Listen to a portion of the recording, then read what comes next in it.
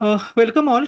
So we continue with our today's session. So today's topic is normal puerperium. This topic is going to be very important from your theory point of view as well as practical point of view, because there can be sometimes case, either short case or a long case, and sometimes there can be a full question or the short note either on the puerperium, or there may be question on the lactation. So okay, so when you have a question on the puerperium, basically we are going to discuss about the normal puerperium and lactation also. So when you have a long question, we should always have the outline of the question, what exactly we are going to write. So it will be definition, then duration and classification, the concept of fourth trimester we are going to discuss. The most important aspect of normal puerperium is involution. Okay, so you have to describe the involution as such. Then what is the physiology of the involution? How we are going to clinically assess the involution? What are the factors which are affecting the involution? Lochia we are going to discuss. Lochia itself is a separate short note. Involution, sub-involution can be asked as a short note. Then general physiological changes which are happening during the periperium, and return of menstruation and lactational amenorrhea method. Okay, so this lactational amenorrhea method can also be asked as a short note. So this topic, long questions on this topic can be asked. That is, describe physiological changes during the periperium, describe involution of the uterus, describe normal periperium, and short notes like lochia, subinvolution, clinical assessment of uterine involution, physiological changes during the periperium, return of menstruation after the delivery, lactational amenorrhea. So this outline you should know very well when you are writing or answering this particular topic. In a Viva, you may come across various questions such as definition of puerperium, then duration of the puerperium, types of lochia, difference between the subinvolution and superinvolution, normal uterine weight after the delivery and at 6 weeks, how much does the uterine fundus descend each day? So that is the rate of involution can be, or many times this is a frequent question. Then when does the uterus become a pelvic organ? When does the ovulation occur in lactating and non-lactating women? And what is currently myrietiformis? So sometimes there can be short note, but actually this currently myrietiformis is related to your puerperium. So lots of changes which happen in the genital tract in that you need to describe. Then what is the basis for lactational amenorrhea method? Okay. So we start with today's topic. So what is the definition of puerperium? So puerperium is the period after the childbirth during which the reproductive organs and the maternal physiology return approximately to the pre-pregnant state. Okay, so it's the period following the childbirth during which reproductive organs and maternal physiology is coming back to the non-pregnant state. So it will begin immediately after the expulsion of the placenta. Again, you should remember, when does it start? It starts immediately after expulsion of the placenta and ends after the 6 weeks, that is 42 days. And the woman in this period will be called as a puerpera. Okay, so what is the duration? So basically this puerperial period is divided into three. That is immediate puerperium, that is the first 24 hours, then early puerperium up to 7 days, and then there is a remote puerperium which is up to 6 weeks. Okay, so the concept of fourth trimester you should know. Basically this puerperium is also called as a fourth trimester. This is the period which is extending from the delivery until complete physiological involution, physiological adjustment, establishment of the breastfeeding, and maternal adaptation to the newborn. Okay, so the psychological adjustment. So basically during this particular period, there are physiological as well as psychological changes which are happening. The breastfeeding is getting established and there is a maternal adaptation to the newborn. These are the few important things which are happening in this particular period. So what is the importance of this particular period? It permits the maternal recovery. Then during this period, breastfeeding support is required. Then family planning advice we need to give, and mental health assessment is very important, because during this particular phase, there can be various mental health disorders can come up, like puerperal psychosis. The most common is a blues. Okay. So coming to the involution as such. So what is involution? Involution is a process by which reproductive organs return approximately to their pre-pregnant size and function. Okay, so involution definition you should know. So basically in the uterus, what's happening? So immediately after the delivery, if you see the weight of the uterus, which is around 1000 gram, at 6 weeks postpartum, it will just be a 60 gram. Okay, size of the uterus immediately after delivery is 20 centimeter by 12 centimeter by 7 centimeter, 7.5 centimeter, which will come back to the normal, that is 3 inches by 2 inches by 1 inch, that is 2.5 by 5 by 7.5 centimeters. Okay. The consistency of the uterus immediately after delivery, the myometrium is retracted very well. So the uterus is firm and well retracted, while it will come back to the normal in non-pregnant state by around 6 weeks. The placental site size is approximately 7.5 centimeter immediately after the delivery. It will be hardly 1.5 centimeter, and it will, the area in the uterus where the placenta is attached will remain slightly elevated. So from examination point of view, you should remember, or Viva point of view, the weight of the uterus is 1000 gram immediately after the delivery, which will become 60 gram.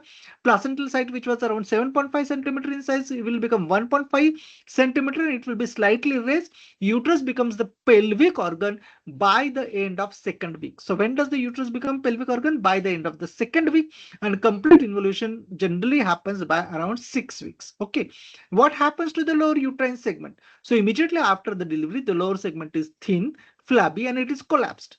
It will return to the normal. It will become as a normal, become a part of the isthmus over several weeks. Okay. Then coming to the cervix. So what is going to happen immediately after the delivery? The external os is admitting around 2 fingers. By the end of the first week, it will admit just the fingertip. Okay. So this is by the end of the 1 week. By the end of 6 weeks, the shape will be restored. Okay. So, but the external os will remain as a transverse slit. So it will never come back to its nulliparous status. So this is the most important change which is happening. The external os will gain the shape. It will gain the length also, but the external os will not come back to its normal nulliparous state. It will remain as a transverse slit. Okay. Then what is the physiology of uterine involution? Okay. So basically 3 structures undergo involution. That is the muscles, blood vessels, and the endometrium. Okay, so muscles, vessels, and the endometrium we need to mention. In the myometrium, what is happening during the pregnancy? There is a hypertrophy.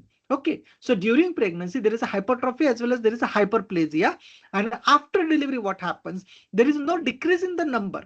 The number of the muscle fibers are not changed, but the cell size decreases markedly. And this is mainly the enzymatic action. This is because of the various hormones, withdrawal of the hormones such as estrogen and progesterone, that leads to the activation of various enzymes such as collagenase and proteolytic enzymes. So once the estrogen and progesterone goes down, there is the activation of the enzymes such as collagenase and proteolytic enzymes that causes autolysis of the hypertrophied muscle fibers. There is a breakdown of the protein, and it will be excreted as urea and creatinine. Okay. So there is an increased urea and creatinine excretion. This is what is the physiology behind the involution. So what are the factors which are promoting the involution? It is the effective uterine contraction and retraction, relative tissue hypoxia, and enzymatic autolysis. So these are the factors which will promote the involution. What are the changes which are happening in the blood vessels? Blood vessel, we mean to say both arteries and the vessels, and the most marked changes are seen in the placental site. Okay, so changes common to both arteries as well as veins. One is a thrombosis, second is a hyalinization, and third is the inflammation, that is arteritis or phlebitis. Okay, so these 3 changes are common to both. Okay, in the arteries there will be arteritis, in the veins there will be phlebitis, and thrombosis, hyalinization, and fibrinoid and arteritis in the arteries, and endophlebitis in the veins. So these are the changes which are happening. Apart from that, arteries will show vasoconstriction and intimal thickening, thrombosis, hyalinization, and fibrinoid and arteritis, while veins will show thrombosis and hyalinization and endophlebitis. Okay, not only that, there will be appearance of the new vessels through the thrombi. What is happening at the level of the endometrium? There is a regeneration of the endometrium, because after the delivery, the superficial decidua will become necrotic, and there will be shedding of the decidua along with the lochia. The regeneration will become by day 7. It will begin by day 7. Epithelium complete regeneration will happen by around day 10, and the entire endometrium will be restored by around 16th day. Okay, so regeneration begins by 7 days. epithelium is complete by around 10 days, but the entire endometrium will be restored by around day 16, except the area of the placental side where it takes around 6 weeks. Okay, so same thing we are going to see in the timeline manner. So timeline for endometrial healing. So day 0, there is a necrosis and shedding of the endometrium. Day 7, the regeneration will begin. Day 10, the epithelialization is complete. By day 16, the endometrium is restored. And by around 6 weeks, even the placental site will be healed. Okay. Now, how we assess the involution? This is also a Viva question. And one of the common Viva question, where is the fundal height immediately after the delivery? So the immediately after the delivery, the fundus is at the level of the umbilicus or just below the level of the umbilicus, and the height is around 13.5 centimeter above the pubic symphysis. So fast for the first 24 hours, there is no significant change in the fundal height. After that, it will fall approximately 1.25 centimeter or half inch per day. So we should mention that for first 24 hours, there is no change in the height of the fundus. After that, there will be reduction in the fundal height by around 1.25 centimeter or half inch per day. And by around 2 weeks, the uterus will become the pelvic organ. And by around 6 weeks, it will be almost normal size. Okay, so these are the things which you have to discuss if it's a practical, or you may have to write if it's a question. Okay, so important from the examination point of view, when you are examining the involution, before measuring the fundal height, always empty the bladder. Preferably, even the bladder should, bowel should also be empty. Then centralize the uterus. Okay, and you have to measure from the symphysis pubis to the fundus. Okay. Then what is sub-involution? So basically, abnormalities of the involution is a sub-involution, which is a delayed involution, and the causes are retained products, infection. There may be fibroid or over-distended uterus. So these are the causes. Either there is a retained products or infection, or there may be fibroid, or the uterus is over-distended. Super-involution is an excessive involution, which is seen in lactating mothers. Okay. Apart from the uterus and the cervix and the placental site, the involution is also happening on the other pelvic structures such as vagina, which returns to its normal size by around 4 to 8 weeks. The features are of this vaginal involution is that the tone will be improved. The rugi will partially return by around 3 weeks, but it will never regain virginal state after that. Okay, the introitus will remain wider. What's happened to the hymen? Hymen will be replaced by the carunculi myretiformis. So after the delivery, the hymen is called as carunculi myretiformis. Okay. So broad and round ligaments will require several weeks to regain the tone. Then what is happening in the pelvic floor? The recovery is slow. Stretching during the labor predisposes for the prolapse, urinary incontinence, and the pelvic floor dysfunction.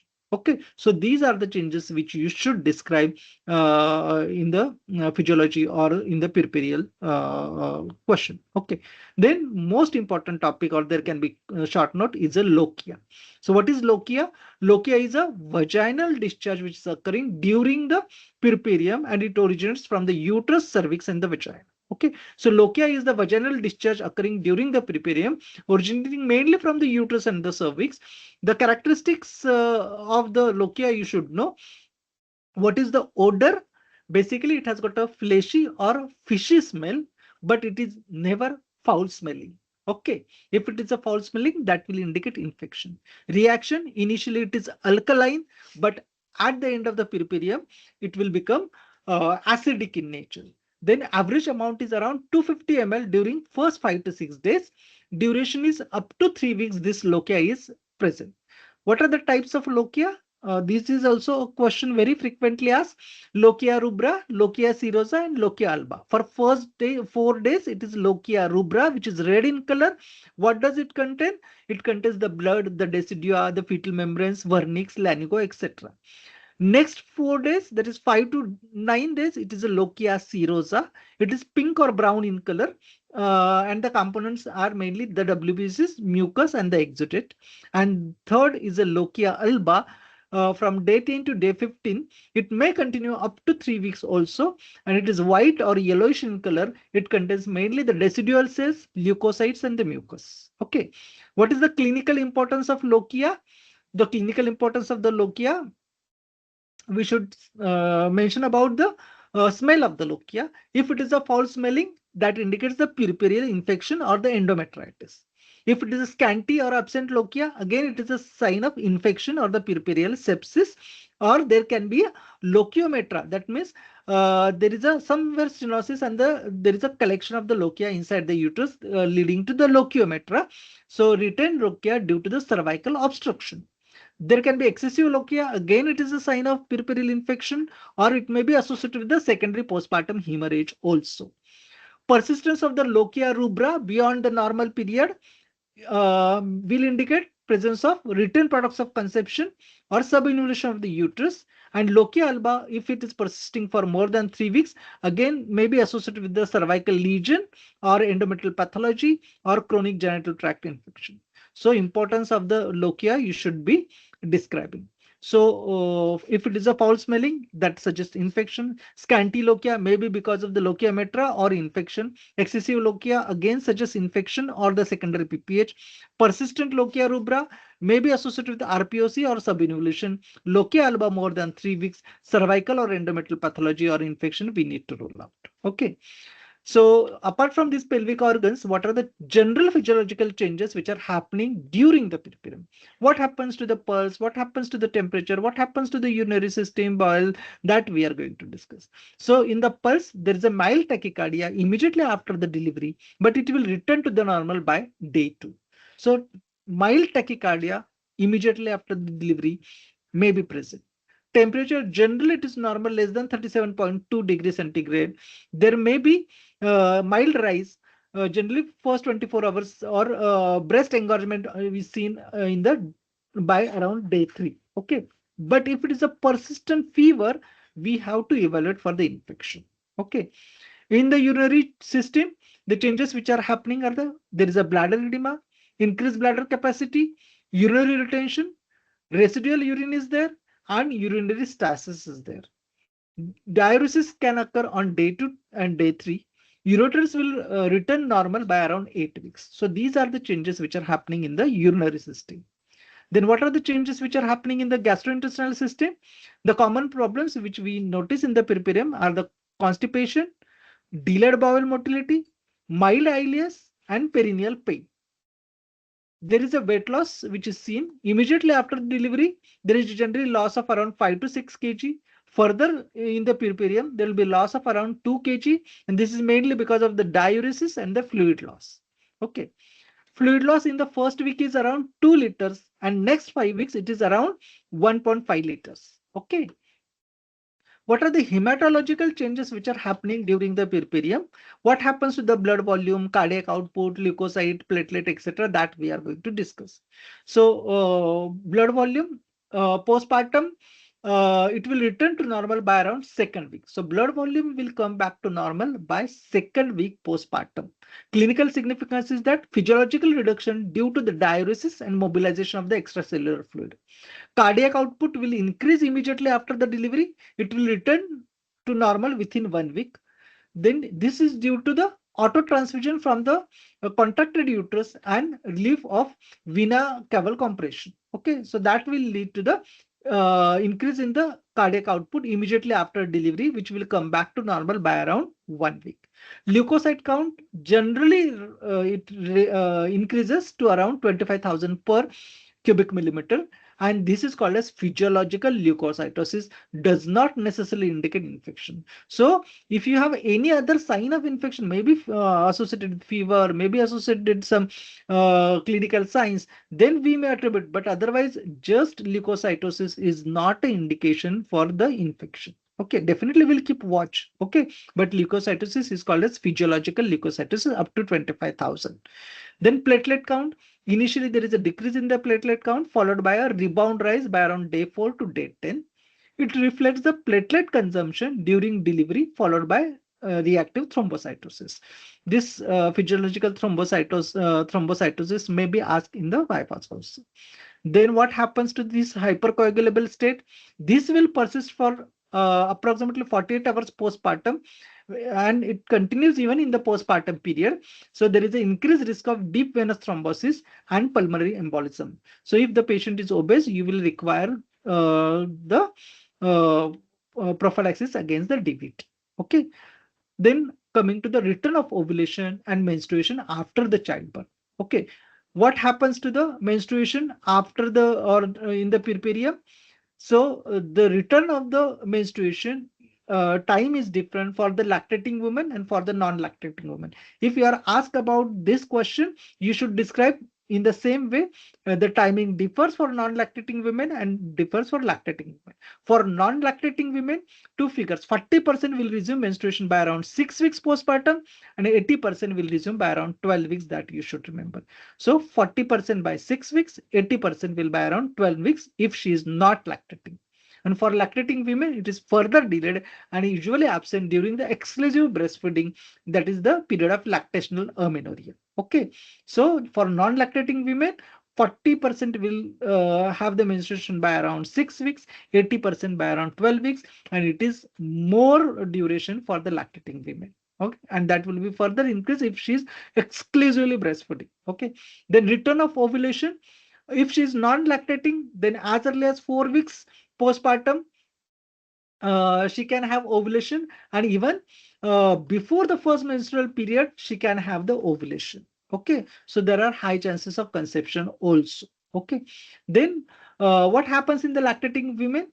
Usually delayed to approximately 10 weeks postpartum or later. Timing will depend upon the frequency, intensity, and duration of the breastfeeding. Okay, but if it is exclusively breastfeeding, that may give the protection or the will have the contraceptive effect also. So why this menstruation is delayed? Because of the exclusive breastfeeding, what happens? There is increased level of prolactin. That is why there is a decrease in the GnRH secretion from the hypothalamus. So FSH and LH levels are low from the pituitary. So there is no follicular maturation and there is no ovulation, and there will be amenorrhea, and that will give the natural contraception. So you should be able to convey this pathophysiology. If you are asked about the in Viva, you should be able to mention this background. Okay. Now, what happens in the lactational amenorrhea method? And what is the success rate? So lactational amenorrhea method, it provides around 98% contraception if all criteria are met.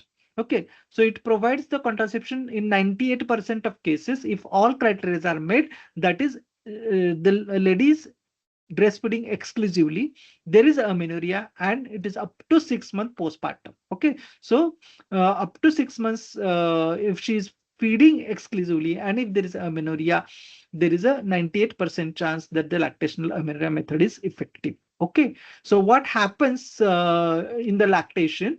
Basically, with the suckling, depending upon the frequency, intensity, and duration, there is a decreased level of the secretion of the GnRH, and that is why there is a decreased FSH and there is a decreased LH. So if the LH levels are decreased, there is no LH surge and there is no ovulation.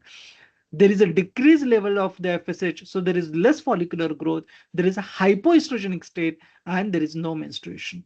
And remember, this breastfeeding and suckling, basically it depends upon the intensity, duration, and the frequency of the breastfeeding. Okay, so that is going to be the most important thing. Okay, so the same thing is described. So after the delivery, the placenta gets expelled, the puerperium begins, the uterine involution is there. Lochia, we need to know that we have seen. Then endometrial regeneration, recovery of the pelvic organs, then return of the menstruation, ovulation, and the end of the puerperium is around 6 weeks. Okay,